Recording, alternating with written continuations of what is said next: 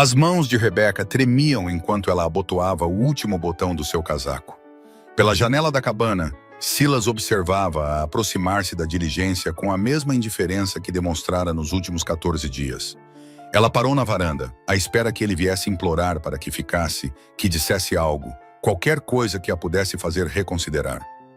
Ele não se mexeu, apenas ficou parado à janela. Um homem de pedra a ver outra mulher sair da sua vida. Quando Martha Evans chegou, 3 semanas depois, Silas já tinha aperfeiçoado a arte de deixar ir. Ele tinha enterrado 4 esposas no seu coração e não tinha intenção de ressuscitar ninguém nunca mais. Mas Martha não procurava uma ressurreição.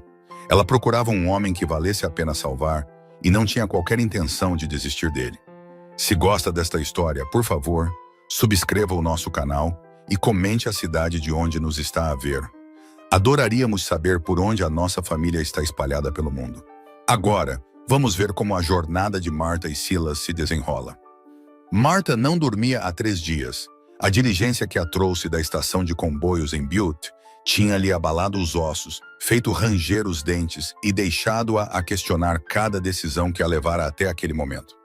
Ela encostou a testa contra a janela quando o vale apareceu e, pela primeira vez desde que deixara Filadélfia, sentiu algo diferente de medo. Sentiu possibilidade. Mas no momento em que viu Silas McRae de pé na varanda da sua cabana, a possibilidade evaporou-se. Ele era alto. Sim, ela já esperava isso da carta dele. Os seus ombros eram largos o suficiente para carregar o peso de metade do território. As suas mãos eram calejadas do trabalho, da vida, de fazer o que precisava de ser feito. Mas foram os seus olhos que a paralisaram. Eram da cor do inverno e igualmente implacáveis. Ele não sorriu, não acenou. Ficou ali parado como se estivesse à espera que ela se virasse e voltasse para a diligência. Você é a Martha Evans, ele disse enquanto ela descia, sem se dar ao trabalho de a ajudar com as malas. Sou eu. Ela recompôs-se, rodando os ombros. Você é o Silas McRae. Sou eu. Ele virou-se e entrou na cabana, deixando a porta aberta atrás de si. Não era um convite, apenas a ausência de uma barreira. Martha juntou as suas coisas e seguiu-o para dentro. A cabana era pior do que ela imaginara. E ela tinha imaginado todas as possibilidades terríveis durante aqueles 3 dias de viagem. A sujidade acumulava-se nos cantos, onde as paredes encontravam o chão. Uma fina camada de cinza cobria todas as superfícies, prova de uma lareira que não era limpa há meses. Garrafas de uísque vazias estavam sobre a mesa, ao lado de um prato que ainda continha os restos de algo que poderia ter sido comida. Noutra vida. A janela estava tão suja que ela mal conseguia ver através dela, e o próprio ar parecia ter peso, denso de solidão e negligência. Esta é a casa, disse Silas, e havia algo como desprezo na sua voz. Se está a ter dúvidas, eu compreendo. A diligência passa de volta amanhã de manhã. Martha pousou as suas malas com cuidado. Não se permitiu chorar, embora tudo nela quisesse. Chorar era o que as outras mulheres tinham feito. Ela tinha a certeza. Chorar era o que uma mulher deveria fazer ao chegar a um lugar como este, quando percebia ao que realmente tinha concordado. Quanto tempo elas ficaram aqui? Perguntou Martha. As outras. Silas aproximou-se da lareira e começou a atirar lenha sobre as cinzas frias. Tempo suficiente para perceberem que não pertenciam aqui. Quanto tempo? A Rebecca durou 2 semanas. Chorou o tempo todo. A Margaret aguentou 3 dias antes de decidir que o território de Montana não era civilizado o suficiente para as suas sensibilidades delicadas. A Catherine foi-se embora depois de um dia, e a Sarah, a última que tentou, dou-lhe esse mérito. Ela tentou por quase 2 meses. Martha esperou. Depois, também se foi embora. Silas terminou, riscando um fósforo na pedra. As chamas lamberam a madeira e o seu rosto endureceu à luz delas. Portanto, como vê, Martha, não tenho muita fé na sua capacidade de ficar. Não importa que promessas tenha feito na sua carta. Sarah, a voz de Martha era baixa. Era o nome da sua primeira esposa. A mandíbula de Silas contraiu-se. Por um momento ele não respondeu. Depois, isso não é da sua conta. 4 mulheres com o nome da sua esposa falecida. Martha aproximou-se da mesa, passando por cima das garrafas vazias sem comentar. Não admira que se tenham ido embora. Estavam a competir com um fantasma e você certificou-se de que elas soubessem disso.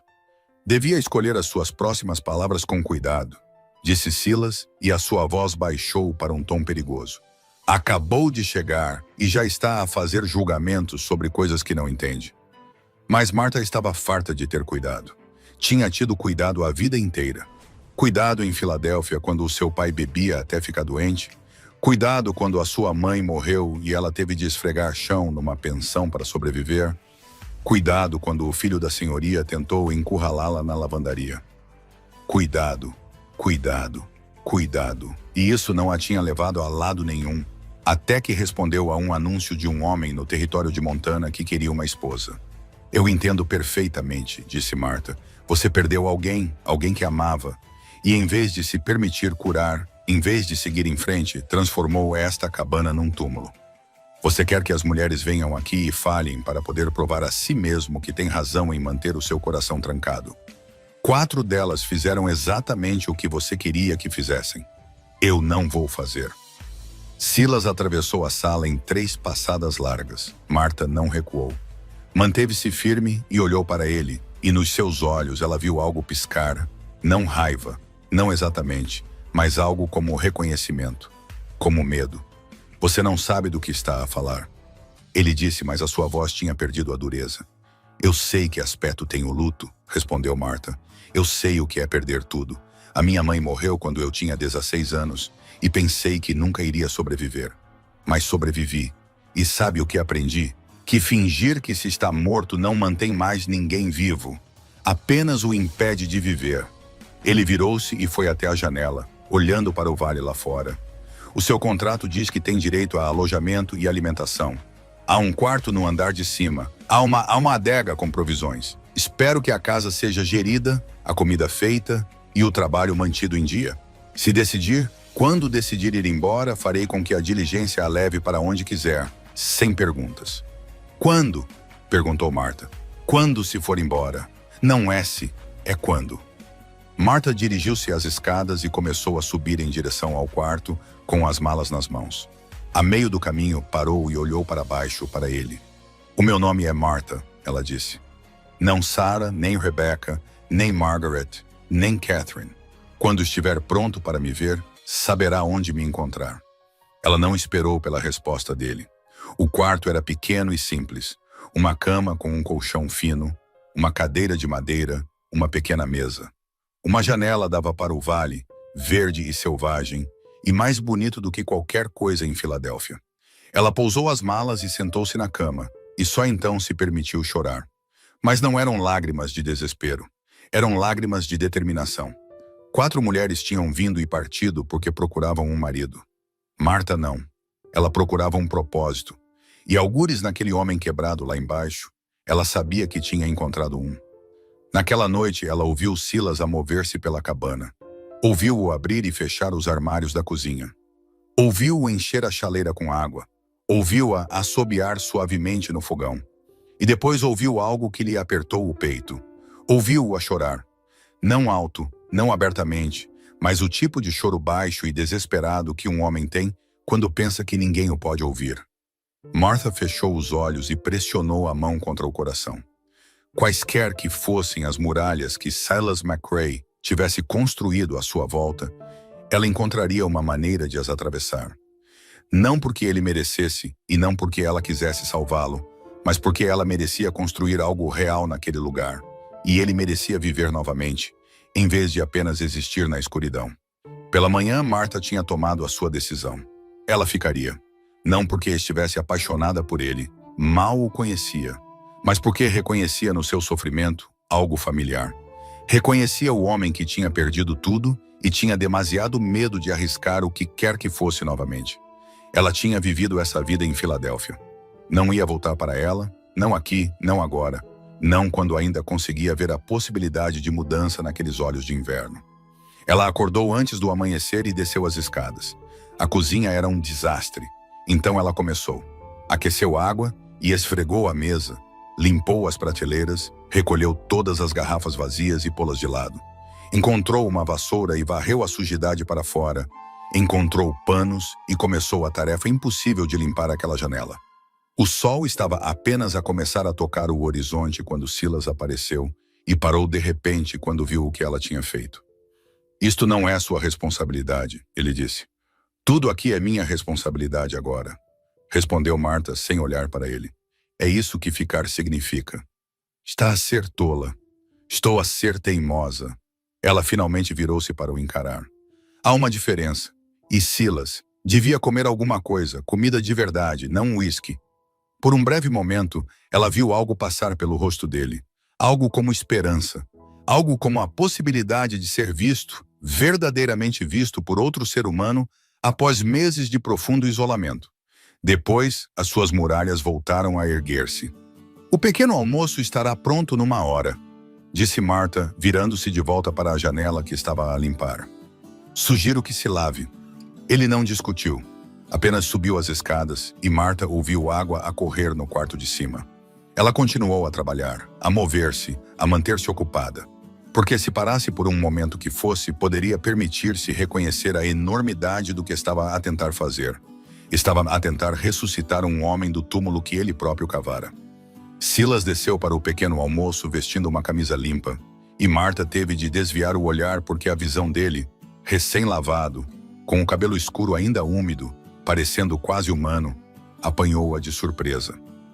Ela tinha preparado ovos, pão que fizera com farinha que encontrara na adega e café forte o suficiente para uma colher ficar de pé. A mesa estava limpa pela primeira vez em sabe-se lá quanto tempo. Eu não espero isto, ele disse sentando-se à sua frente com a facilidade de um homem que se aproxima de uma armadilha. Eu sei que não, respondeu Marta, colocando um prato à frente dele. É precisamente por isso que nunca vai acreditar quando começar a acontecer regularmente. Ele pegou no garfo e estudou os ovos como se pudessem mordê-lo. As outras também tentaram cozinhar. Não fez diferença, porque você queria que elas falhassem. Marta sentou-se à sua frente e serviu 2 chávenas de café. Você precisava que elas falhassem para poder provar o seu ponto de vista de que ninguém conseguia ficar, que o amor não existe, que tem razão em ser miserável. Bem, Silas, eu não estou aqui para provar que as suas teorias estão corretas. Estou aqui para o fazer provar que estão erradas. Ele deu uma garfada nos ovos, depois outra.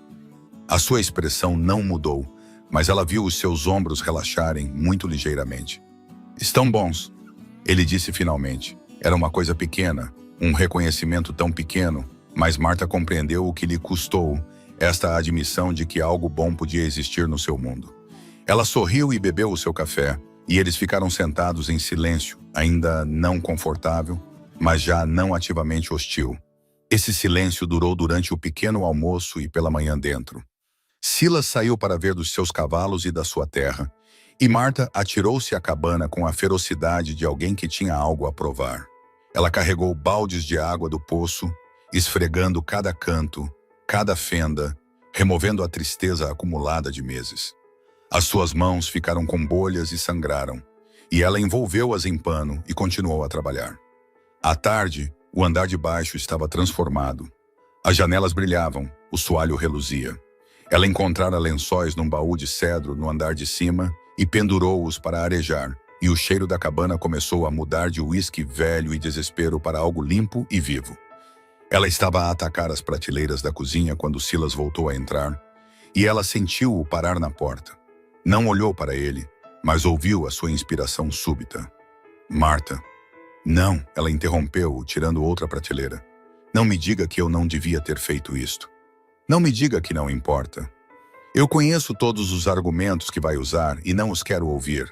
Ela virou-se para ele, e as suas mãos tremiam de exaustão, do esforço físico, mas também de outra coisa.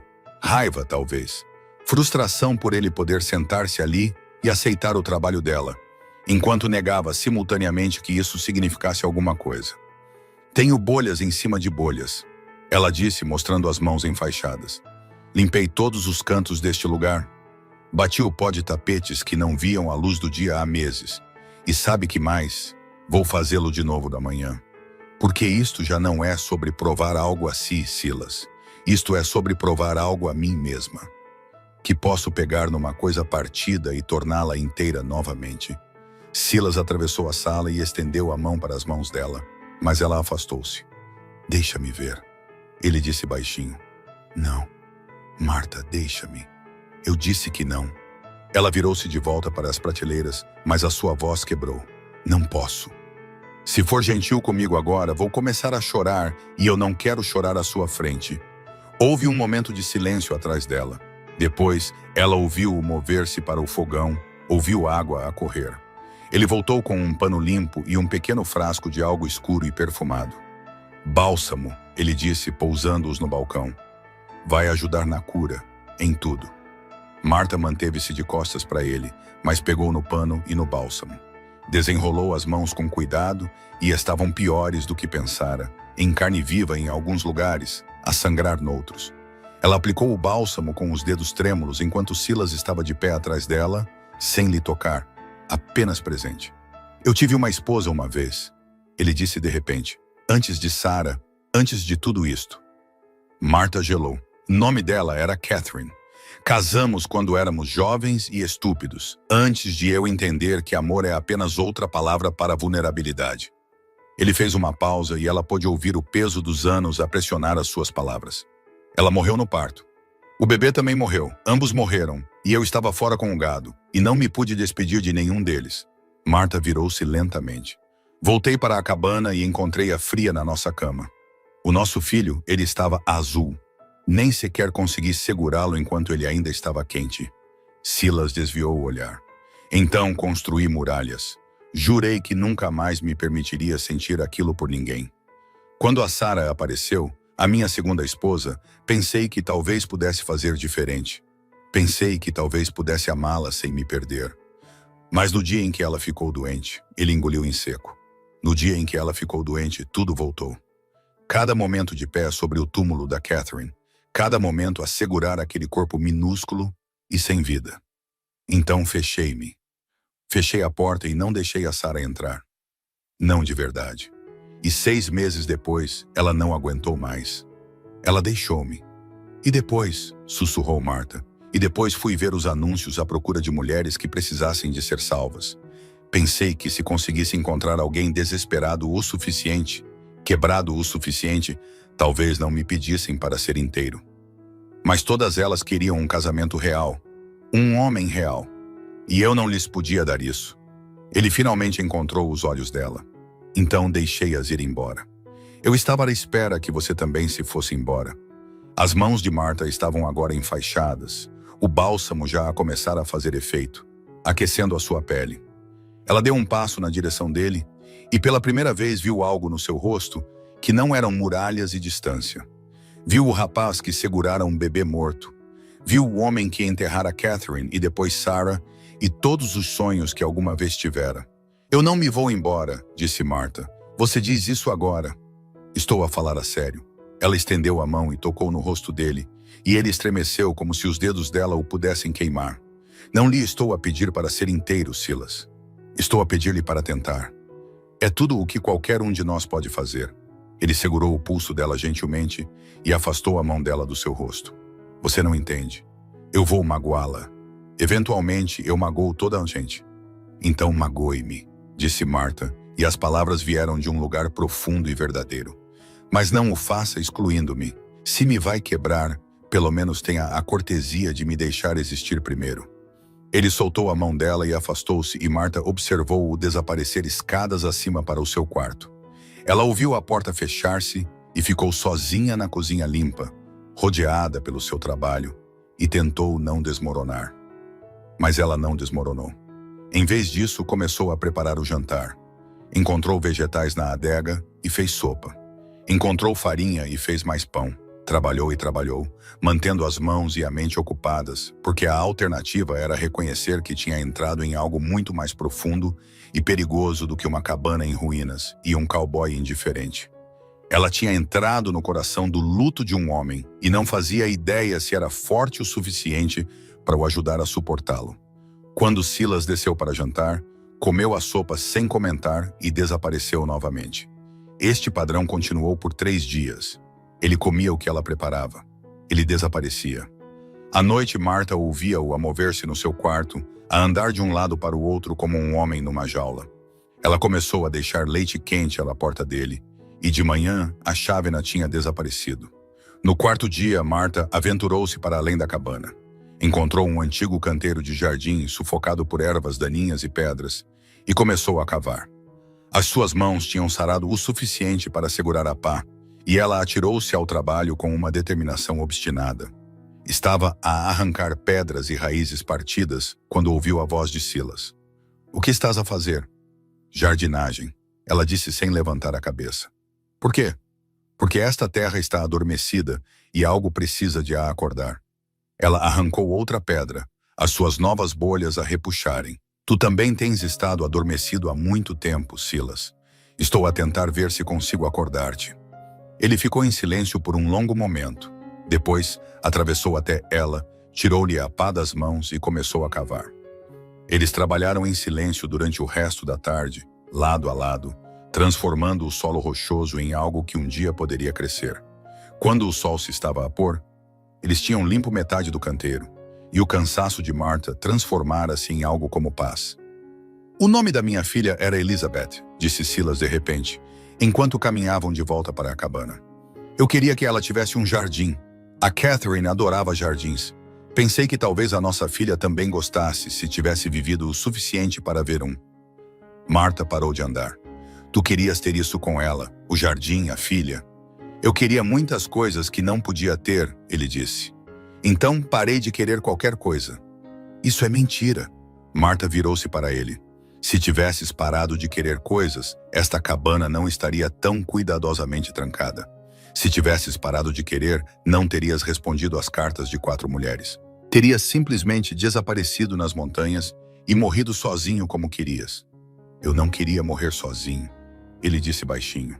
"Não", concordou Martha. "Tu apenas não sabias como viver com mais ninguém." Ele olhou para ela por um longo momento, e algo mudou na sua expressão.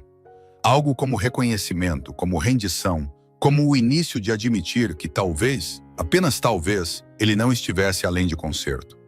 "Há uma cidade com mercado a 2 dias de cavalgada daqui", ele disse finalmente. "Copper Creek. Eles têm sementes, ferramentas, tudo o que precisarias para construir um jardim de verdade. Se quisesses ir, eu podia levar-te amanhã." O coração de Martha saltou. Esta foi a primeira vez que ele se ofereceu para fazer algo com ela. Não por ela, mas com ela. Esta foi a primeira fenda nas muralhas, o primeiro passo real. "Teremos de planear com cuidado", ela disse. "Fazer uma lista do que vamos precisar. Vamos precisar de dinheiro, e vamos precisar..." "Eu tenho dinheiro", interrompeu Silas. "Tive dinheiro o tempo todo. Apenas não via razão para o gastar." "E agora?" Ele olhou para o canteiro de jardim que tinham começado. "Agora vejo." Naquela noite, Martha preparou o melhor jantar que conseguiu com o que tinham: frango assado, vegetais, pão fresco. Ela trouxe-o para a mesa assim que o sol estava a desaparecer, e Silas sentou-se à sua frente. Não como um homem numa armadilha, mas como um homem a considerar se talvez quisesse mesmo ficar. "Devíamos falar sobre a viagem a Copper Creek", disse Martha. "Que provisões vamos precisar? Que rota devemos tomar? Quero estar preparada." "É uma viagem dura", disse Silas. 2 dias para cada lado. Vais ficar dorida." "Eu aguento." "Eu sei que aguentas", ele disse, e havia algo quase como orgulho na sua voz. "É isso que me assusta." "O que te assusta?" "Que possas ser forte o suficiente para ficar. Que possas realmente mudar as coisas. E que eu possa permitir-me querer-te também." Ele pousou o garfo. "Passei tanto tempo a afastar as pessoas que já não sei como as atrair. Tenho pavor de o fazer mal, de te magoar sem querer, como magoei todas as outras." Martha estendeu a mão sobre a mesa e colocou-a sobre a dele. Ele não se afastou desta vez. "Tu não me vais magoar", ela disse. "Não se estiveres a tentar. E Silas, tu já estás a tentar." Ele virou a mão e segurou a dela, e Martha sentiu algo fundamental mudar no espaço entre eles. Ainda não era amor, não por qualquer definição razoável, mas era a possibilidade de amor. A primeira abertura real de uma porta que estivera trancada por tanto tempo que ele se esquecera que existia. Mas enquanto estavam sentados ali na escuridão crescente, Martha não reparou na figura que observava da linha das árvores para além da cabana. Ela não viu o homem a cavalo, imóvel como pedra, a observar a cena com uma expressão que não era nem calorosa nem acolhedora, e não o viu virar o cavalo e cavalgar de volta em direção à cidade, em direção ao vale, em direção ao lugar onde ele estivera à espera que Silas McCray se tornasse vulnerável o suficiente para levar o que ele tentava roubar há anos. Ela apenas sentiu a mão de Silas na sua, quente e presente, e permitiu-se acreditar que talvez, apenas talvez, tivesse encontrado um lugar onde finalmente pudesse pertencer. A viagem para Copper Creek testou Martha de maneiras que ela não tinha antecipado. Silas tinha a avisado que seria difícil, mas nada a preparou para 2 dias na cela. O seu corpo a doer em lugares que ela não sabia que podiam doer, o pó a cobrir-lhe a pele, até sentir que se tornara parte da própria paisagem. No entanto, o que a surpreendeu mais do que o esforço físico foi como Silas mudou assim que se afastaram da cabana. Longe das paredes e dos fantasmas que assombravam aqueles quartos, ele tornou-se alguém diferente. Não inteiro, ainda não, mas presente de uma forma que não tinha sido antes. Eles cavalgaram por desfiladeiros estreitos e através de pradarias abertas, e algures entre o calor abrasador do primeiro dia e a inesperada onda de frio do segundo, algo mudou entre eles. Silas apontou Marcos e contou-lhe histórias sobre o vale, sobre os colonos que vieram antes dele, sobre os ciclos das estações, sobre a forma como a própria terra exigia respeito e trabalho árduo, e uma aceitação de que nem tudo podia ser controlado. Martha ouviu e fez perguntas, e Silas respondeu-lhes, não com a distância amarga que mantivera antes, mas com algo que quase se assemelhava à esperança. Eles chegaram a Copper Creek ao final da tarde, e a cidade era mais pequena do que Martha esperava. Uma rua principal com uma loja geral, uma ferraria, um salão e um punhado de casas espalhadas para além. Silas levou-a diretamente à loja geral e falou com a dona, uma mulher envelhecida chamada Sarah, o que fez o estômago de Martha contrair-se sobre sementes e ferramentas e o que cresceria melhor no seu solo rochoso de Montana. Estás a planear fazer jardinagem, Silas? Sarah, a dona da loja, perguntou com clara surpresa. Nunca pensei que fosses desse tipo. Eu não sou, disse Silas, e olhou para Martha, mas a minha esposa é. A palavra pairou no ar entre eles como algo frágil e precioso. Esposa. Ele dissera-o com tanta naturalidade, e Martha sentiu a respiração falhar. Ela não era sua esposa, ainda não, mas ele dissera-o e não o retirara. Martha selecionou sementes com cuidado. Feijão, abobora, tomates, ervas aromáticas, e Silas pagou sem pestanejar com o custo. Eles juntaram ferramentas e adubos para o solo, e Martha sentiu um palpitar de genuína excitação a crescer no seu peito. Um jardim de verdade. Um futuro de verdade. A possibilidade de algo que pudesse durar para além do inverno. Mas enquanto carregavam os últimos itens para a carroça, um homem saiu do salão do outro lado da rua e Silas ficou completamente rígido. Bem, que me parta. O homem gritou, a sua voz a atravessar a rua como uma maldição. Se não é o Silas McCray, e arranjou uma mulher. O homem era alto e de ombros largos, com o tipo de beleza que vem da crueldade, o tipo de rosto que provavelmente encantava a maioria das pessoas até ser tarde demais. Ele movia-se com a confiança de alguém a quem nunca disseram não, a quem nunca recusaram nada do que queria. Tudo na sua linguagem corporal gritava posse e direito. Garrett, Silas disse baixinho, e Martha ouviu o aviso na sua voz. O controlo cuidadoso. Não. Não o quê? Garrett aproximou-se, os seus olhos a percorrerem Martha com uma intensidade que lhe arrepiou a pele. Dar-te as boas-vindas, parabenizar-te por encontrares uma nova noiva. Ou devo perguntar a esta bela senhora o que aconteceu com as outras? Isso não é da tua conta, disse Silas, e moveu-se para entre eles, bloqueando deliberadamente a visão de Garrett sobre Martha. Tudo neste vale é da minha conta, Silas. Já devias saber isso. Garrett sorriu, e era o sorriso de um homem que nunca encontrara uma consequência da qual não pudesse escapar com dinheiro. Especialmente quando se trata da tua terra, aquele belo pedaço de propriedade com os direitos de água que o tornam valioso como ouro. Isso é muito da minha conta. A mente de Martha acelerou. Isto era uma ameaça clara e inequívoca, mas estava disfarçada de algo que parecia uma conversa amigável. Ela compreendeu então, com clareza absoluta, que estavam em perigo, não porque Garrett os magoaria na rua, mas porque ele podia. porque ele tinha o tipo de poder que operava nas sombras e sugestões. Vamos embora, disse Silas, a sua mão a encontrar o braço de Martha. Agora. Eles carregaram as restantes provisões com movimentos eficientes e tensos. E Silas ajudou Martha a montar no seu cavalo com mais força do que o necessário. Enquanto cavalgavam para fora da cidade, Martha podia sentir Garrett a observá-los. Podia sentir o peso da sua atenção como uma coisa física a pressionar-lhe as costas. Eles cavalgaram em silêncio durante a primeira hora depois de deixarem Copper Creek, e Martha não o interrompeu. Ela podia ver a mandíbula de Silas a trabalhar, ver a forma como as suas mãos agarravam as rédeas com uma intensidade de nós brancos. Finalmente, ao aproximarem-se de um pequeno riacho, ele parou o cavalo. Devíamos dar água aos cavalos, ele disse, mas não era realmente sobre os cavalos. Eles desmontaram e Silas andou de um lado para o outro ao longo da margem enquanto Martha se sentava numa rocha a observá-lo. Ele parecia um homem a lutar com demônios, e ela esperou até ele estar pronto para falar. O Garrett tem tentado tirar-me a terra há 5 anos, disse Silas finalmente. Ele quer os direitos de água. Há um vale inteiro cheio de rancheiros que pagariam preços premium por água fiável na estação seca.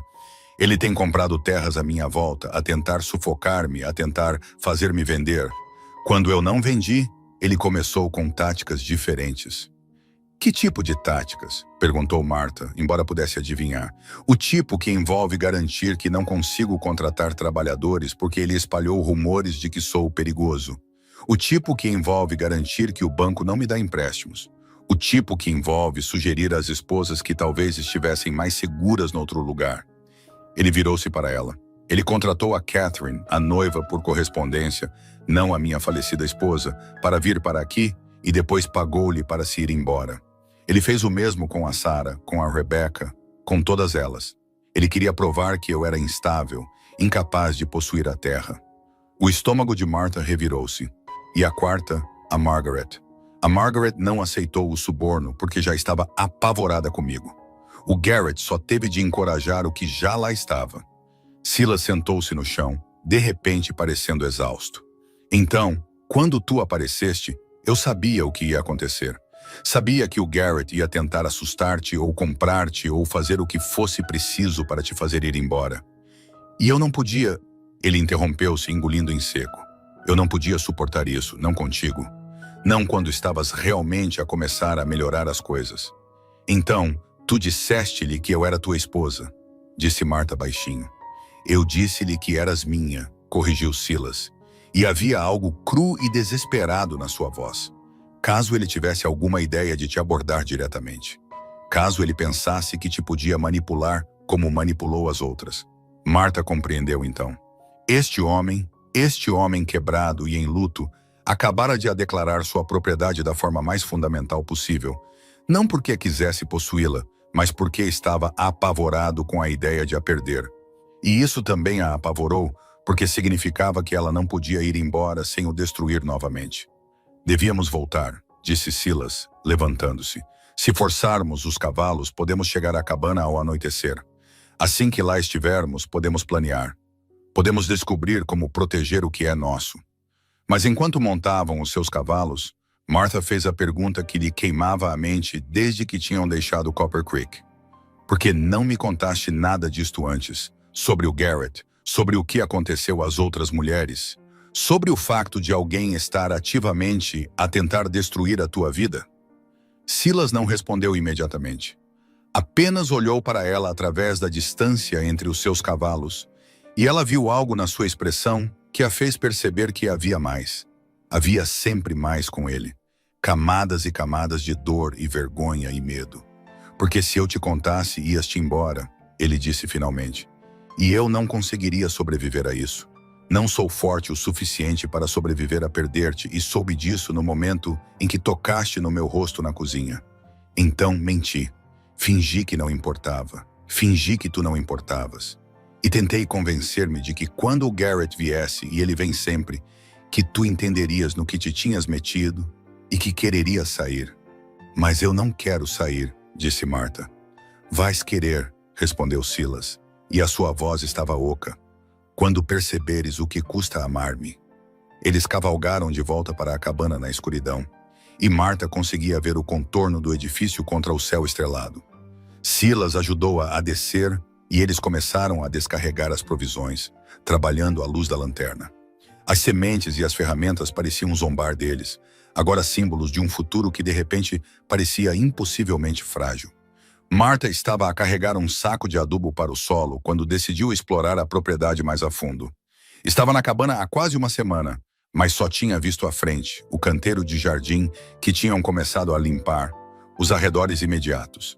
Ela queria entender o alcance total do que Silas possuía, o que Garrett queria tanto. Ela encontrou, para além da linha das árvores, na parte de trás da propriedade, um pequeno cemitério, e nele 3 túmulos. As lápides estavam gastas pelo tempo, mas legíveis. Catherine McCrae. A pedra ao lado dizia simplesmente Bebê Elizabeth. E depois, mais recente, outra pedra, Sarah McCrae. Martha ficou ali na escuridão, a segurar o saco de terra, e sentiu algo cristalizar na sua compreensão de Silas McCrae. Isto não eram apenas perdas, eram monumentos aos maiores medos de um homem, manifestados. Catherine e Elizabeth tinham sido levadas pela morte. Sarah, a noiva por correspondência chamada Sarah, tinha sido levada pela sua própria incapacidade de a amar. Ele dera-lhe o nome da sua esposa falecida. Ele esperava que ela falhasse. E depois, quando ela o fez, ele enterrou a sua memória aqui com as outras. Quando Silas a encontrou de pé junto aos túmulos, não pareceu surpreendido. Ele veio para o lado dela, e Marta podia senti-lo a tremer. Eu enterrei-as todas aqui, ele disse. Não fisicamente, mas enterrei-as. Deitei-as a descansar e disse a mim mesmo que nunca deixaria mais ninguém ser enterrado ao lado delas. Então por que me deixaste ficar? Sussurrou Marta. Porque sou egoísta, disse Silas. Porque queria acreditar que talvez, só por esta vez, eu pudesse ter algo que não terminasse num túmulo. Porque olhar para ti fez-me querer ser alguém diferente do homem que enterra as pessoas que ama. Marta pousou o adubo e virou-se para ele. À luz da lua, ela podia ver as lágrimas a escorrer pelo rosto dele. Lágrimas verdadeiras, do tipo que um homem derrama quando finalmente admite a verdade a alguém, além de si mesmo.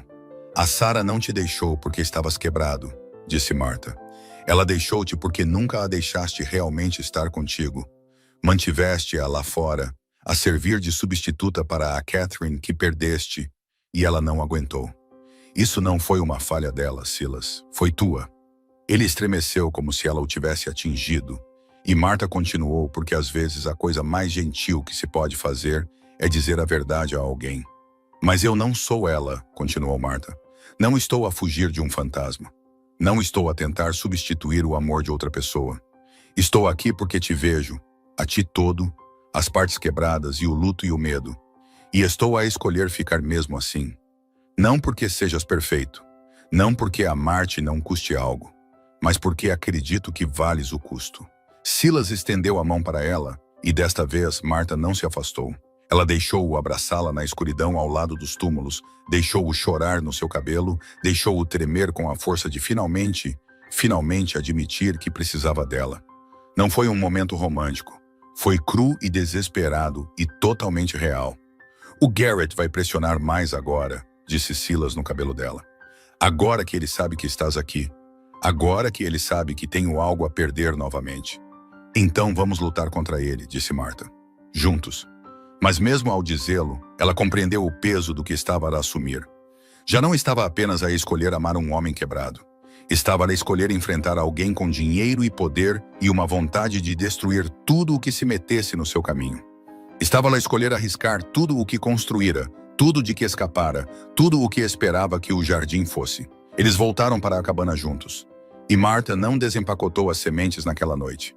Em vez disso, sentou-se com Silas enquanto ele lhe contava tudo. Cada manipulação, cada ameaça, cada momento em que quase quebrara. Ela ouviu a história de um homem a ser lentamente estrangulado pela ganância de outra pessoa e compreendeu que o tempo deles em Copper Creek tinha mudado tudo.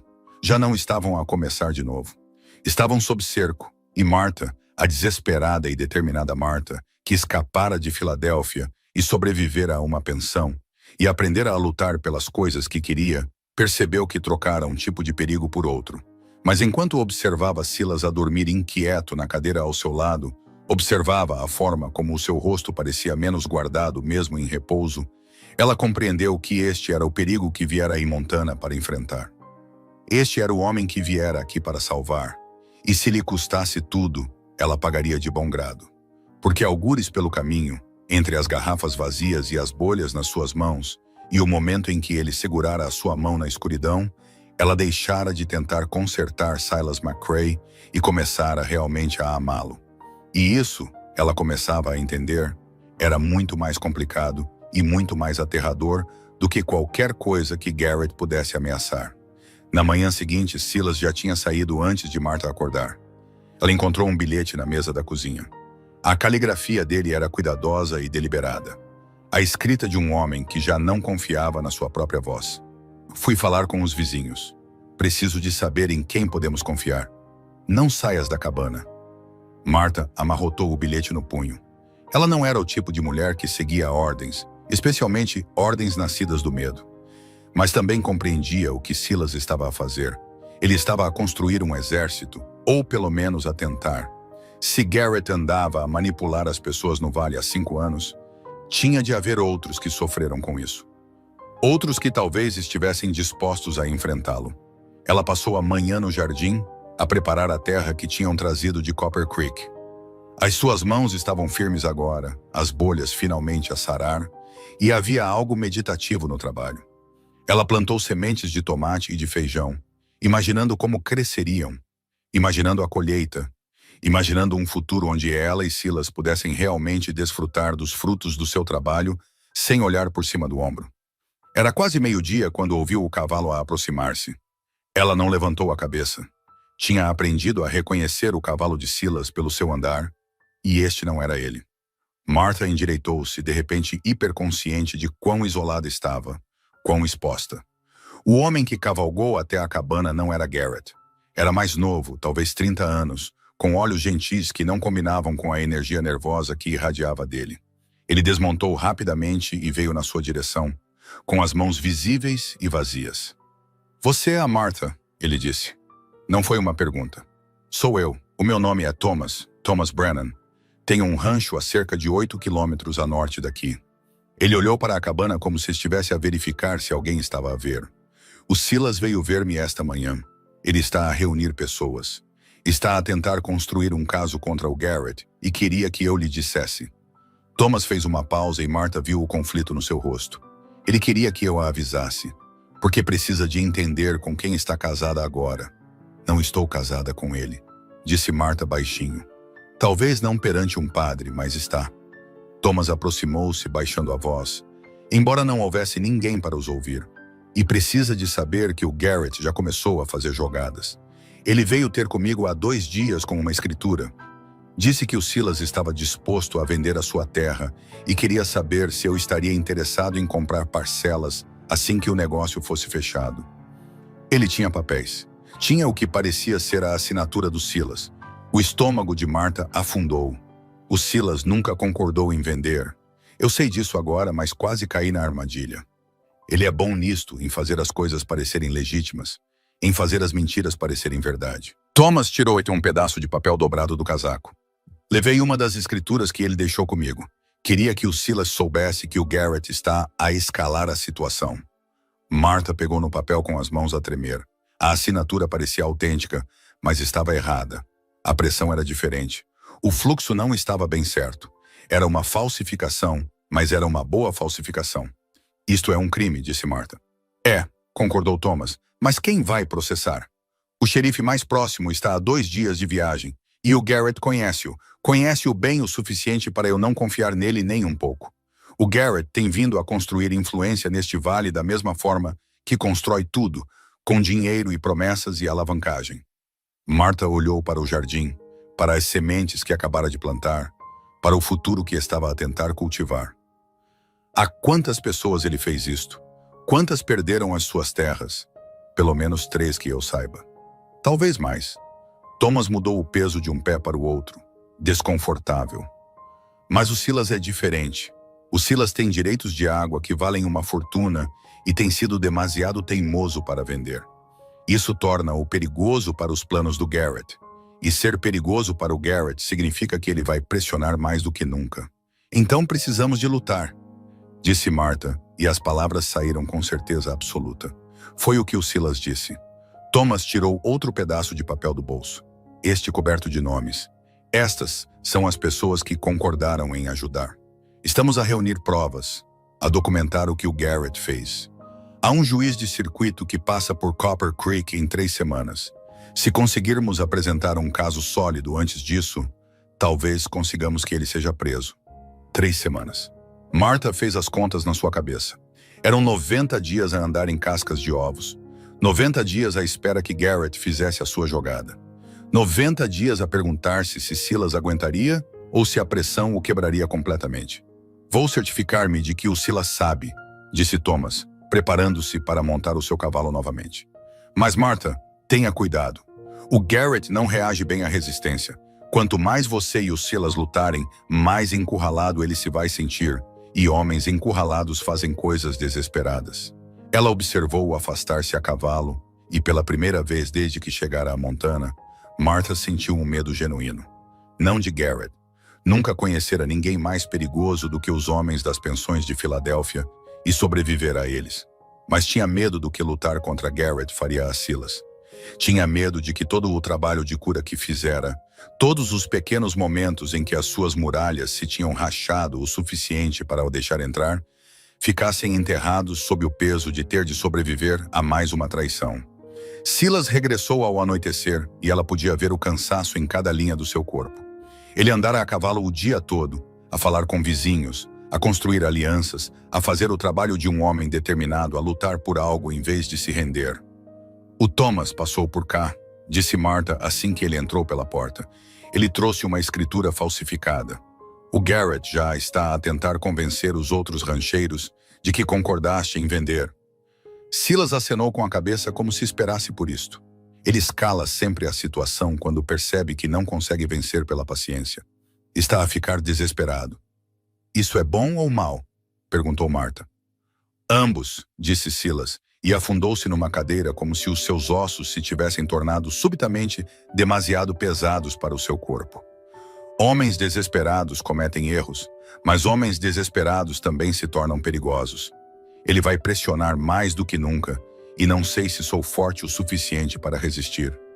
Martha aproximou-se dele e colocou as mãos nos seus ombros. Podia sentir a tensão enrolada nos seus músculos, sentir a forma como o seu corpo se preparava para o impacto. Já não estás a fazer isto sozinho. É isso que ainda não entendes, Silas. Deixaste de estar sozinho no momento em que eu cheguei. Ele olhou para ela e a sua expressão abriu algo no peito dela. Parecia um homem que se afogara por tanto tempo que se esquecera do que era o ar, e agora alguém lhe dizia que podia respirar novamente, mas ele não acreditava.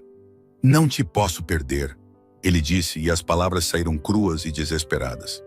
Se o Garrett levar a terra, se me arruinar, pelo menos já perdi coisas antes e sobrevivi, mas se te perder a ti... Então vou garantir que não me perdes, interrompeu Martha. Porque não vou a lado nenhum e não vou deixar que desistas também. Ouviste-me? Vamos lutar contra isto juntos e vamos vencer.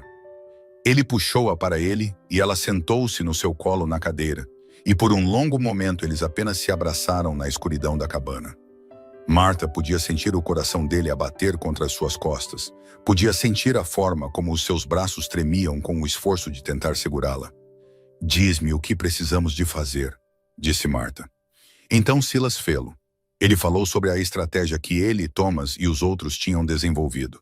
Precisavam de documentação, cartas, acordos, qualquer coisa que provasse as negociações fraudulentas de Garrett.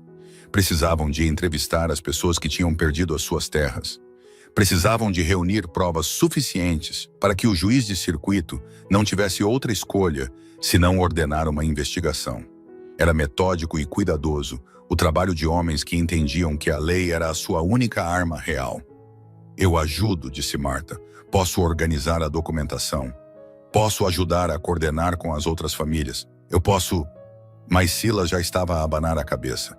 É demasiado perigoso. Se o Garrett pensar que estás envolvida na construção do caso contra ele... Ele virá atrás de ti diretamente. Ele já mostrou que vai atrás das minhas esposas.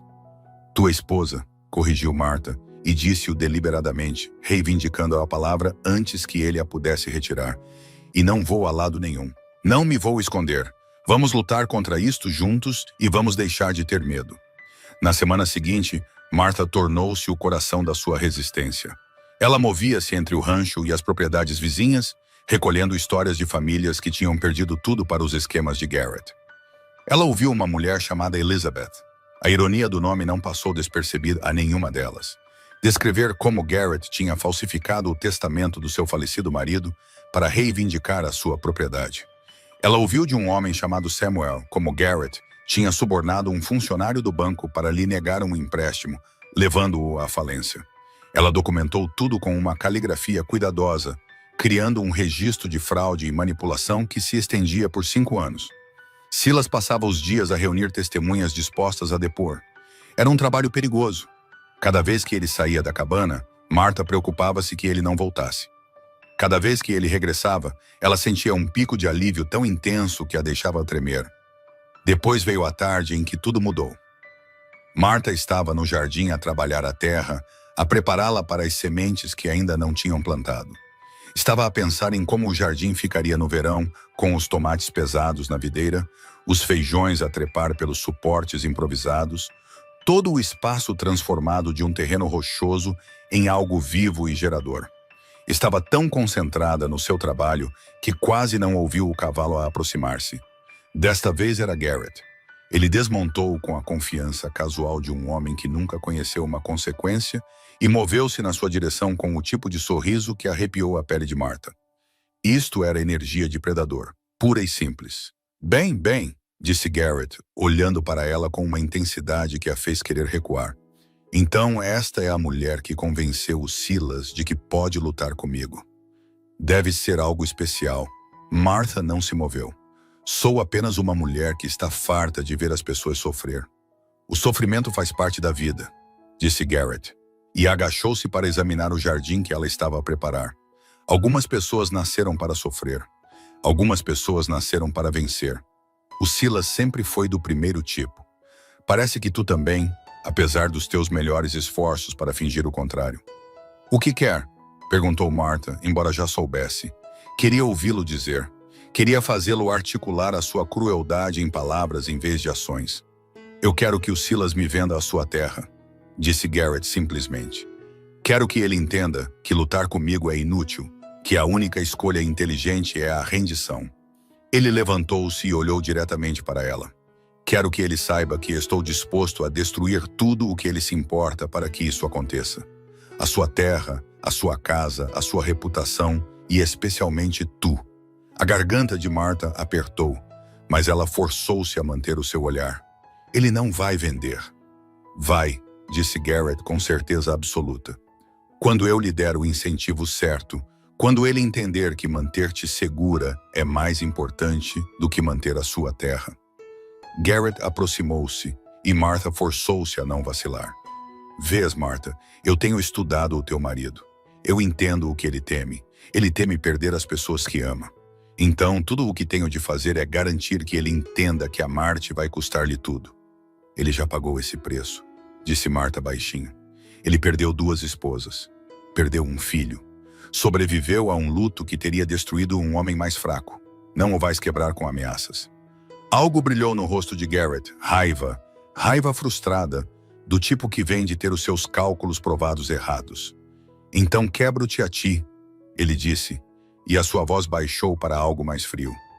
Tenho homens que trabalham para mim, homens que entendem que o mundo funciona com regras diferentes aqui do que no leste, homens que estariam muito interessados numa mulher que sabe demasiado sobre certos processos legais. Aí estava, a ameaça explícita e inequívoca. Se algo me acontecer, disse Martha, e a sua voz estava firme apesar do medo que lhe percorria o corpo, todas as pessoas neste vale saberão que foste tu. Cada vizinho, cada rancheiro, todos os que já concordaram em testemunhar contra ti, entenderão exatamente do que és capaz. E eles garantirão que o juiz saiba também. Garrett sorriu, e foi um sorriso que não chegou aos seus olhos. És mais corajosa do que as outras, Dou-te esse mérito. Mas coragem é apenas outra palavra para estupidez quando estás a enfrentar alguém com poder real. Ele virou-se e caminhou de volta para o seu cavalo, montou e cavalgou para longe sem outra palavra. Marta ficou no jardim por um longo momento depois de ele partir, e então começou a tremer. Não de medo, embora o medo estivesse lá, mas de raiva, raiva pura e cristalina de um homem que pensava que podia ameaçá-la, que pensava que podia usar o medo como arma contra pessoas que não tinham mais nada a perder. Ela entrou e encontrou papel e começou a escrever uma carta para Garrett, documentada e testemunhada, descrevendo as suas ameaças em detalhe explícito. Ela escreveu sobre as escrituras falsificadas, o suborno, a manipulação. Escreveu sobre a sua visita e o que ele dissera, certificando-se de que cada palavra era registrada. Quando Silas chegou à casa 1 hora depois, ela entregou-lhe a carta. Ele esteve aqui, ela disse, ameaçou-nos a ambos, deixou claro o que está a planear fazer. Silas leu a carta e o seu rosto ficou completamente branco. Precisamos de ir embora esta noite. Precisamos de ir para um lugar seguro até o juiz chegar. Não, disse Marta categoricamente. Não vamos fugir. Vamos ficar aqui e lutar, e vamos garantir que cada palavra da sua ameaça fique registrada. Vamos usar isto, Silas. Vamos usar o desespero dele contra ele. Marta, ele vai magoar-te. Então que tente, disse Marta, e ela disse-o com convicção absoluta. Porque no momento em que o fizer, ele prova tudo o que temos vindo a documentar. No momento em que ele passar das ameaças à ação, ele está acabado. Silas olhou para ela como se ela tivesse dito algo numa língua que ele não entendia. Estás a pedir-me para arriscar a tua vida. Estou a pedir-te para acreditares em mim, corrigiu Marta. Estou a pedir-te para confiares que não sou uma coisa delicada que precisa de ser protegida. Estou a pedir-te para lutares ao meu lado em vez de tentares proteger-me da luta. Podes fazer isso? Ele não respondeu imediatamente, mas lentamente, muito lentamente, ele acenou com a cabeça. O que aconteceu a seguir foi um risco calculado que poderia ter destruído tudo. Marta e Silas começaram a fazer os seus preparativos de forma deliberadamente visível. Trouxeram provisões, reforçaram as portas da cabana, deixaram claro que estavam a preparar-se para um cerco. Realizaram uma reunião comunitária na cabana, reunindo todos os que tinham concordado em testemunhar num só lugar, garantindo que Garrett soubesse que estavam organizados e determinados.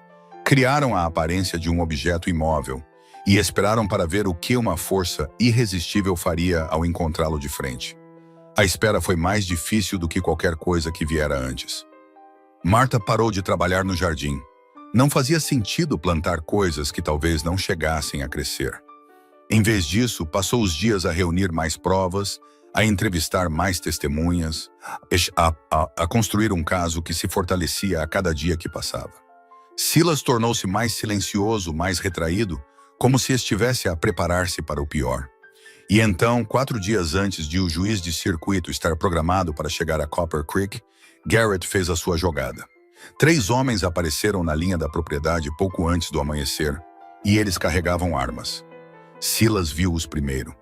Ele estava de pé à janela com o seu café, a observar a luz romper sobre o vale, quando se enrijeceu e pousou a chávena com cuidado deliberado. Marta conhecia aquele movimento, significava perigo.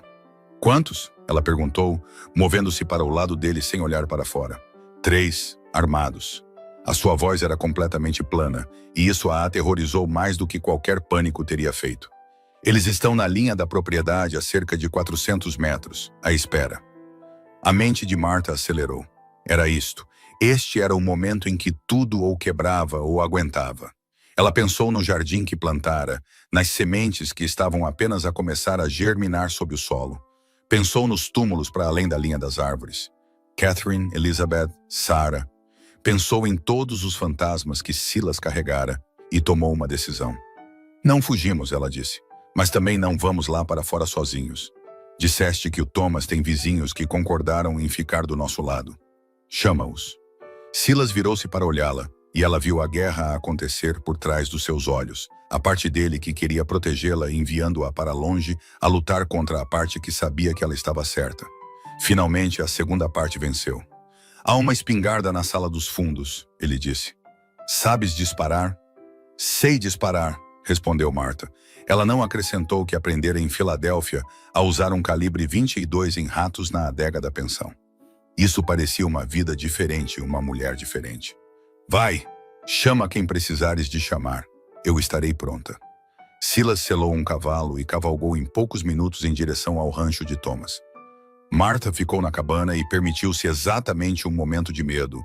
Um momento em que reconheceu que Garrett tinha o poder de destruir tudo o que ela construíra ali, que as balas não se importavam com a sua determinação ou o seu amor, ou as suas sementes cuidadosamente plantadas. Depois, ela trancou esse medo e começou a preparar-se. Recuperou a espingarda da sala dos fundos e verificou se estava carregada. Encheu jarros com água e colocou-os em locais acessíveis.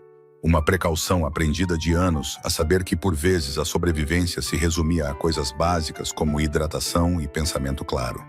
Reuniu a documentação que tinham recolhido, cada carta, cada declaração de testemunha, cada peça de evidência que tinham reunido contra Garrett. Se as coisas corressem mal, alguém precisava de poder levar isto ao juiz. A espera foi a parte mais difícil. Passou 1 hora, depois 2. Martha podia ver os 3 homens armados a moverem-se ocasionalmente ao longo da linha da propriedade. E compreendeu o que Garrett estava a fazer. Ele não estava a atacar, ainda não. Estava a estabelecer presença, a torná-los conscientes da ameaça, a desgastá-los psicologicamente antes que algo físico acontecesse. Era uma estratégia sólida. Teria funcionado no velho Silas, aquele que se rendera antes mesmo de a luta começar. Mas o Silas que regressou à cabana 1h30 depois era diferente. Ele voltou com Thomas e outros 6 homens, todos eles armados, todos eles a moverem-se com a determinação silenciosa de pessoas que já tinham decidido que iam lutar. Thomas carregava uma pasta de couro e Martha podia ver documentos de aparência oficial lá dentro. Enviei um cavaleiro a Copper Creek, explicou Thomas, pousando a pasta na mesa. Ao juiz, contei-lhe o que estava a acontecer. Ele vem mais cedo. Ele já esperava problemas do Garrett de qualquer maneira. Deve chegar esta tarde. E se o Garrett agir antes disso? Perguntou Martha. Então temos testemunhas, disse um dos outros homens. O seu nome era Samuel, aquele cuja esposa perdera a terra para a manipulação de Garrett. Cada homem aqui viu aqueles 3 entrarem armados. Cada homem aqui está preparado para testemunhar que Garrett iniciou a violência. E cada homem aqui está preparado para garantir que ele pague por isso. Silas aproximou-se de Martha e puxou-a para perto de uma forma que parecia menos um abraço e mais alguém a agarrar-se à terra firme numa tempestade. Devias ir para o rancho do Thomas. Devias estar num lugar seguro. Eu fico, disse Martha categoricamente. Fazemos isto juntos, ou não fazemos de todo. Esse foi o nosso acordo. Antes que ele pudesse argumentar, um dos homens de Garrett apareceu à janela e gritou. McCrae, o Garrett quer falar de termos! Silas e Martha trocaram um olhar e depois Silas moveu-se em direção à porta. Thomas agarrou-lhe o braço. Não vais lá para fora sozinho. Não vou, disse Silas e olhou para Martha. Ela compreendeu o que ele estava a pedir sem palavras. Estava a perguntar se ela ficaria ao seu lado, literalmente, em frente a Garrett e aos seus homens. Ela pegou na espingarda e caminhou para a porta. Eles saíram juntos para a luz brilhante da manhã e Martha podia sentir o peso de todos os olhos sobre eles, dos homens de Garrett, dos membros da comunidade que vieram para apoiar Silas, do próprio vale. Podia sentir o momento a mudar sob os seus pés, o momento em que tudo se equilibrava no fio da navalha. Garrett aproximou-se a cavalo lentamente, deliberadamente, fazendo uma exibição do seu controlo. Ele estava a sorrir, confiante, certo do seu poder.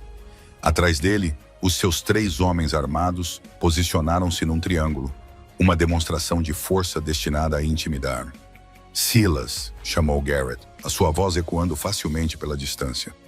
Tornaste isto mais difícil do que precisava de ser, mas admiro a tua teimosia. Lembra-me porque quero tanto a tua terra. Um homem com esse tipo de determinação poderia construir algo especial aqui. Então devia tê-lo pedido com educação em vez de tentar destruí-lo, disse Martha, e a sua voz cortou o ar da manhã como uma faca. A atenção de Garrett virou-se para ela e ela viu o momento em que a sua expressão endureceu. Ele não gostava de ser contrariado, especialmente por uma mulher. Isto não é da tua conta, Martha. Isto é entre o teu marido e eu, porque não vais para dentro e deixas os homens tratar disto. Porque não sou apenas a sua esposa, disse Marta. Sou a sua parceira. E tenho algo a dizer. Ela ergueu uma pilha de papéis. Tenho documentação de cada escritura fraudulenta que criaste, cada suborno que ofereceste, cada pessoa que destruíste. Tenho declarações de testemunhas de 7 famílias. Tenho provas de que estás a planear usar a violência para forçar uma venda. E tenho uma mensagem para ti do juiz de circuito, que está atualmente a caminho de Copper Creek para ouvir cada palavra disto. Ela podia ver Garrett a processar esta informação, ver o momento em que a sua certeza vacilou. Ele esperava usar a força. Esperava intimidar um homem quebrado até a rendição. Não esperava resistência organizada. Esses papéis não significam nada, ele disse finalmente, mas havia menos confiança na sua voz. Mesmo que o juiz os analise, é a minha palavra contra a vossa. E eu tenho mais dinheiro do que poderiam gastar numa vida inteira. Tenho os recursos para lutar contra isto nos tribunais durante anos. Podes ter, disse Silas. E Marta ouviu algo novo na sua voz. Força que não estava lá antes. Mas não terás a oportunidade, porque todos os rancheiros neste vale sabem o que fizeste. Todas as pessoas que enganaste. Todas as famílias que destruíste. Todos eles vão testemunhar. E quando o juiz ouvir o que orquestraste, quando vir o padrão de fraude e coação e tentativa de intimidação, ele não vai precisar de anos. Vai precisar de cerca de uma tarde. Um dos homens de Garrett moveu-se e Samuel deu um passo à frente com a sua espingarda. Foi um movimento silencioso, mas inequívoco. A linha tinha sido traçada. Garrett olhou para o grupo de vizinhos reunido. Viu a realidade do que estava a enfrentar, não um homem quebrado, mas uma comunidade unida contra ele. Marta observou o seu rosto mudar. Observou o momento em que ele compreendeu que tinha calculado mal, que tinha ido longe demais, que isto não ia acabar como ele planeara. Se tentares forçar isto, disse Thomas, com a voz firme. Cada um de nós está preparado para testemunhar que iniciaste a violência. Todos nós documentamos as tuas ameaças. Todos nós documentamos a tua intimidação. Podes matar-nos, Garrett, mas não nos podes matar a todos e não podes matar a verdade. Garrett virou o cavalo, e por um momento, Marta pensou que ele ia embora. Mas em vez disso, ele olhou para Silas com uma expressão de puro ódio. Pensas que ganhaste, ele disse. Mas não ganhaste, apenas adiastes o inevitável. Mesmo que o juiz decida contra mim, há outras maneiras. Há sempre outras maneiras. Não há, disse Marta e deu um passo à frente. Porque agora toda a gente sabe quem tu és. Agora toda a gente sabe do que és capaz. Já não podes manipular nas sombras. Não podes construir influência através de mentiras e subornos, porque o vale inteiro está a ver. Perdeste, Sr. Garrett. Não hoje, talvez não amanhã, mas perdeste. A mandíbula de Garrett contraiu-se e ele puxou as rédeas do seu cavalo com força suficiente para o animal se empinar. Os seus homens viraram os cavalos e cavalgaram para longe sem outra palavra. Marta observou-os desaparecer pelo vale e só então sentiu os joelhos fraquejarem. Silas apanhou-a antes que ela caísse, segurou-a, manteve-a de pé por pura força de vontade. Acabou, ele disse no cabelo dela. Acabou, mas não estava bem acabado. O juiz de circuito chegou 4 horas depois, empoeirado de cavalgar arduamente pelo vale. Ele ouviu o testemunho de cada família que Garrett tinha enganado, reviu a documentação que Marta tinha compilado e ouviu de Thomas e dos outros rancheiros sobre as ameaças e intimidação de Garrett. Ao anoitecer, ele tinha emitido mandados de prisão por fraude, suborno e tentativa de coação. Ele enviou delegados para prender Garrett no saloon em Copper Creek e eles trouxeram-no acorrentado. O julgamento durou 3 dias. Aconteceu em Copper Creek, numa sala de tribunal improvisada, que não era mais do que uma grande sala por cima da loja geral.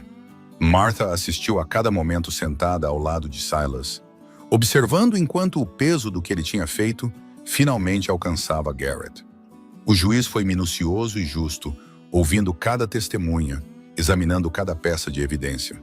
E quando o veredito veio, culpado em todas as acusações, Martha sentiu algo assentar no seu peito que estava inquieto há semanas.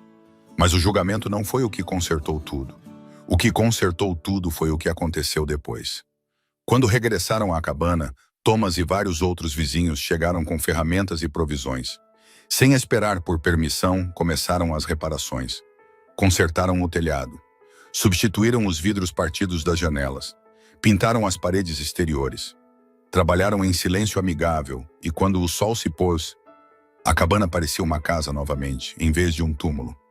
Naquela noite, Silas sentou-se com Martha na sala da frente e, pela primeira vez nas semanas desde que se conheceram, ele estava completamente silencioso. Não o silêncio zangado que mantivera antes, mas um silêncio contemplativo e reflexivo. "Quero casar contigo", ele disse finalmente. "Como deve ser à frente das pessoas. Quero que toda a gente saiba que és minha e que nunca te vou deixar ir." Martha sentiu algo prender-se na sua garganta. "Vamos precisar de um padre. O Thomas conhece um em Copper Creek. Podíamos fazê-lo na próxima semana." Silas pegou na mão dela. "Mas Martha, preciso que entendas algo primeiro. Eu ainda estou quebrado. Ainda vou ter dias em que o luto volta e não sei como estar com as pessoas. Ainda vou ter medo de te perder. Não te posso prometer um homem perfeito porque não sou perfeito. Só posso prometer que vou continuar a tentar." "É tudo o que qualquer um de nós pode fazer", disse Martha e repetiu a palavra que lhe dissera semanas antes na escuridão ao lado dos túmulos. "Continuar a tentar. E não te estou a pedir para seres perfeito, Silas. Estou a pedir-te para seres real. E tu és. Foste real comigo desde o momento em que me deixaste ver-te."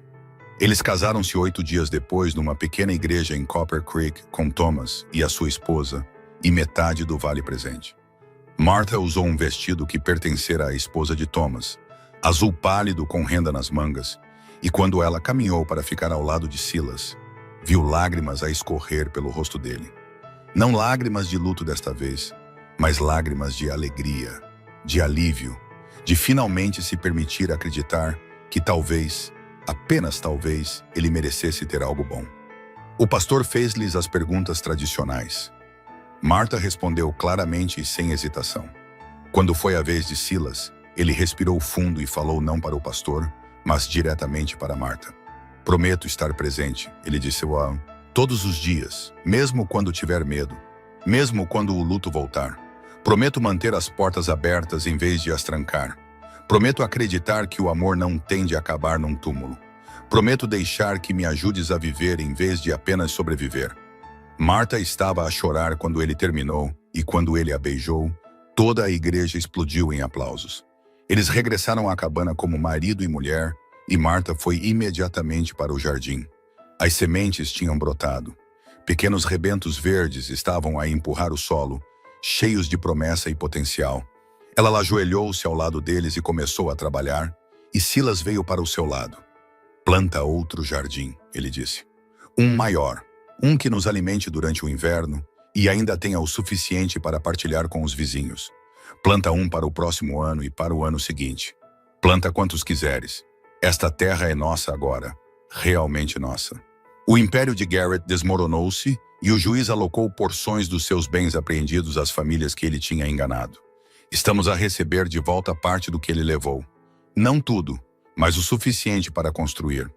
Martha olhou para ele e viu o homem que ela tentara ressuscitar, de pé, totalmente vivo, ao sol da manhã. Viu um homem que aprendera que o amor não era algo a temer, que a conexão não era fraqueza, que abrir o coração não significava que ele se quebraria.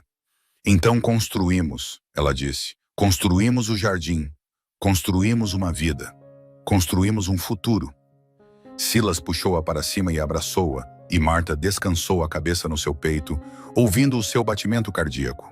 Fora da cabana, o vale estendia-se infinitamente selvagem e belo, e cheio de possibilidade. Os túmulos na colina estariam sempre lá. Catherine, Elizabeth, a Sarah que ele perdera para sua própria incapacidade de amar. Mas eles já não eram a única história. Não eram o fim da história. A história agora era sobre Martha e Silas, sobre uma mulher que escapara de Filadélfia para encontrar redenção, e um homem que se trancara apenas para descobrir que a chave para a sobrevivência era a conexão. Era sobre o poder de estar presente, de tentar, de acreditar que até as coisas mais quebradas podiam florescer com cuidado, coragem e amor suficientes. Marta deu um passo atrás e olhou para o jardim, para os rebentos verdes que se tornariam comida, se tornariam vida, se tornariam sustento para os anos vindouros. Ela pensou em todas as mulheres que vieram antes dela, Rebecca e Margaret e Catherine e Sarah, e compreendeu que não as estava a substituir. Estava a honrá-las ao terminar o que elas não conseguiram.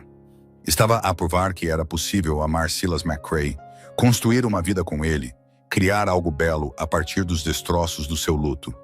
Nunca mais me vou embora, ela disse, não para Silas especificamente, mas para o próprio vale, para o futuro que estavam a construir, para a mulher em que se tornara ao amar um homem quebrado e vê-lo curar-se. Silas puxou-a para perto novamente, e ele disse as palavras que definiriam a sua vida juntos. E eu nunca te vou deixar ir, não de novo, nunca mais. Ambos sobrevivemos a demasiado para nos perdermos agora. Este é o nosso lugar, esta é a nossa vida. E Marta, vamos construir algo aqui que dure, algo real, algo verdadeiro, algo que prove que até os corações mais duros podem aprender a amar novamente quando lhes é dada a oportunidade.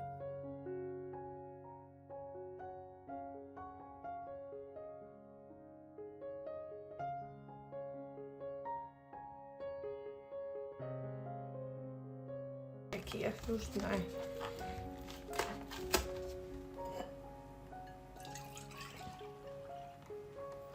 Okei. Tää vuopaa jostain. Mä voin sanoa, että tänään mä päätin, että mä vähän freesaan. Mulla on siis täällä boolitkin vielä. Tai boolimansikat tuolla vitun rasias, kun mä en oo jaksanut. Mä voin sanoa, että mä oon 2 päivää siis maannut sängyssä. Tehnyt kuolemaa. Että tää on nyt eka kerta, kun musta tuntuu pikkusen ees fressimmältä. Mistä tilaat aina ruokaa? No tää stadissa on niin paljon siis ruokapaikkoja, että vaihtelee. Riippuu mitä tekee mieli. Mut täältä saa niinku käytännössä mitä vaan. Nyt mä oon innostunut tilaa tuota panankarria. Mä oon yrittänyt löytää semmoista hyvää paikkaa, mistä saa sitä. Mä oon nyt tilannut varmaan 3 eri paikasta. Ja nyt viimeisin on semmonen, mikä oli niinku helvetin hyvä. Mutta se maksoi se annos joku 23 €. Sitten mua naurattaa, kun Thaimaassa söi noit ruokia, niin maksoit 3-4 €. Kauhean kokoisesta annoksesta. Sitten tuut Suomeen, maksat silleen 23 €. Sitten laitetaan vähän. Voi vittu. Okei, tää oli tää. Puolet tuolla pöydällä. Tää sujuu tietysti ihan helvetin hyvin. Mulla on niin vahva fiilis kyllä niin kuin kaikilla.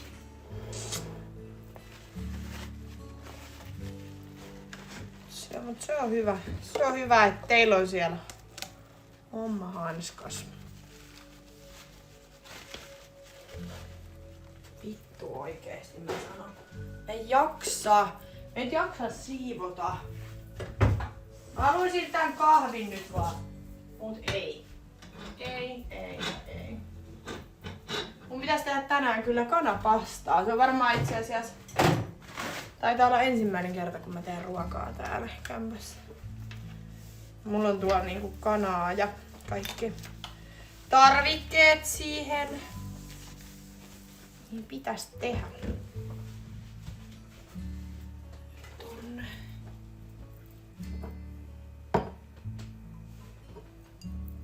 Katsotaan. Mitä tästä tulee?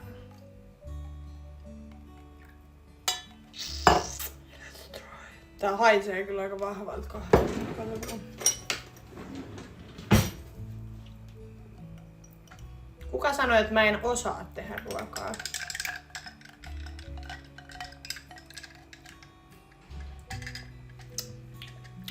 Okei, se tarvii vähän lisää maitoa. Musta on hassu, kun teidän kanssa keskustelee, niin musta tuntuu, että ihan sama mitä mä sanon. Niin te otatte niinku asiat ihan eri tavalla, mitä mä sanon. Se, että jos mä sanon, että mä en oo mikään ruoantekijä, niin mua ei kauheasti kiinnosta tehdä ruokaa. Niin sit jengi on silleen, eikö se olisi hyvä aika opetella? Kuka sanoi, että mä en osaa tehdä ruokaa? Mua ei kiinnosta tehdä ruokaa. Kyllä mä osaan tehdä ruokaa, jos mä haluan. Mulla on muutakin tekemistä kuin tehdä ruokaa.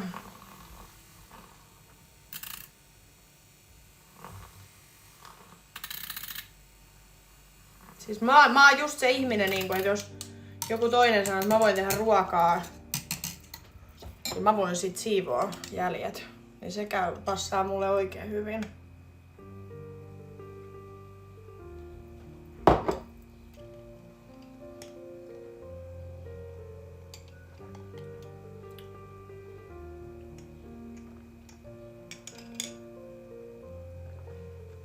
Silloin kun en oo juonut alkoholia, niin oot semikiukkunen.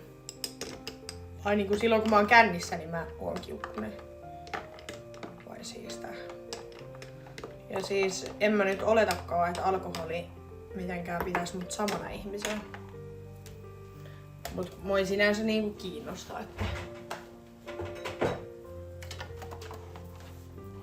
Sitten me tehdään...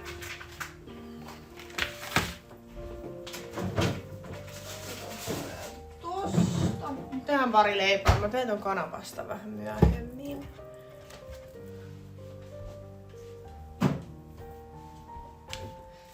No ei sinänsä kiinnosta.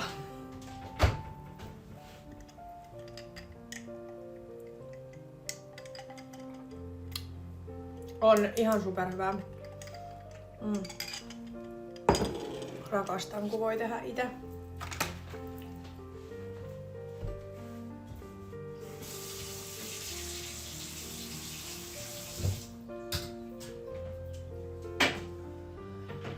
Mä ajattelin, että huomenna mä silleen reipastuin, että huomenna kun mä herään, niin mä teen semmosen siivouksen tänne. Ja sitten vien kauppaan noin vitun pullosäkit, koska mulla on pullokassi tuolla, että mulla on niinku pulloitus pöydällä. Niin mä vien ne huomenna. Mutta tänään en sitä kyllä nyt tee, koska tänään en ajatellut liikkuu mihinkään. Avaan kohta koneen ja alan tekee töitä.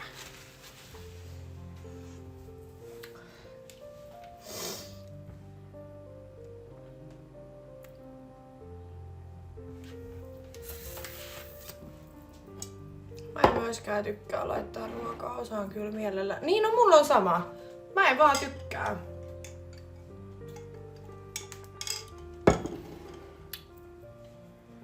Mä en vaan jotenkin tikkaa ruoanlaitosta. Ei silleen niinku, en mä tiedä mikä siinä on. Mä ymmärrän kyllä ihmisiä, jotka on silleen, että hei, et ruoanlaitto on kivaa, tai se on niitä joku intohimo tai jotain vastaavaa. Niin joo, siistiä, mut mä en jotenkin, mä en oo koskaan vaan päässyt siihen. Vaikka mun iskä on siis kokki ja kaikkea, mut ei vaan vitsi. Ei vaan.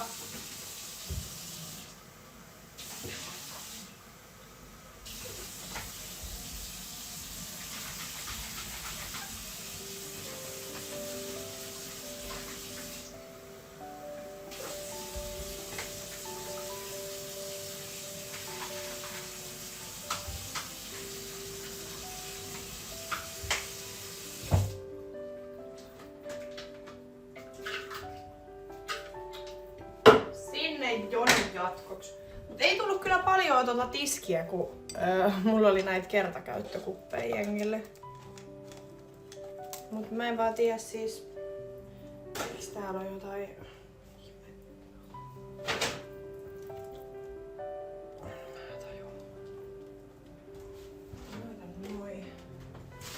Tonne.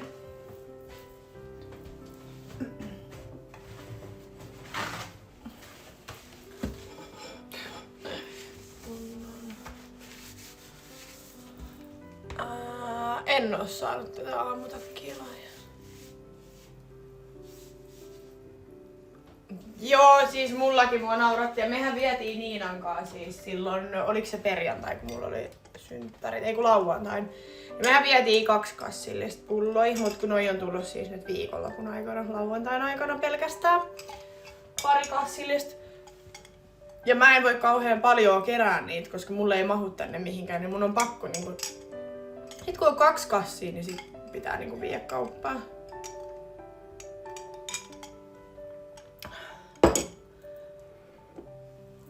Andin kanssa tehtiin siis yhteisiä liveikin Thaimaassa. Ja me oltiin lauantaina niin Jackiesissä. Me lähdettiin tästä mun luota ja mentiin suoraan vaan Jackiesiin. Ei me oltu mun mielestä missään muualla. Me oltiin Jackiesissä koko ilta. Sinne tuli kaikki. Sitten sieltä me lähdettiin jatkoille. Ja vitsi oli hei kiva, me oltiin lähdössä sieltä Jackiesistä, että mennään toiseen baariin, mikä on vielä auki, niin kuin Kalliossa. Niin samaan aikaan kun me ollaan taksissa, niin kellot siirtyy eteenpäin. Koska me oltiin silleen, me kerätään vielä olla 1,5 tuntia, että lähdetään vaan. Sitten taksissa silleen, siellä tuli pilkku. Siitä on 5 minuuttia. Sitten me tajuttiin, että niin joo, kellot siirtyi. Sitten me oltiin silleen, että no ei me lähdetäkään sinne baariin. No sit onneksi meidän yksi kaveri oli silleen, että voidaan mennä sellua jatkoille. Mentiin sit sinne.